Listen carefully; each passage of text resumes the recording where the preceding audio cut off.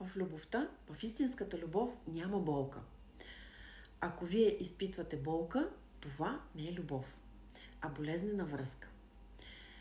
Ако вие във вашите отношения с партньора, с приятелки, с приятели, вие болно изпитвате болка и наричате това любов, това не е любов. Това е болезнена връзка. В любовта няма болка. Болка има в болезненото свързване между хората, в травматичната връзка. И чрез тази връзка се опитвате да получите нещо много базово, което не сте получили, а именно любов.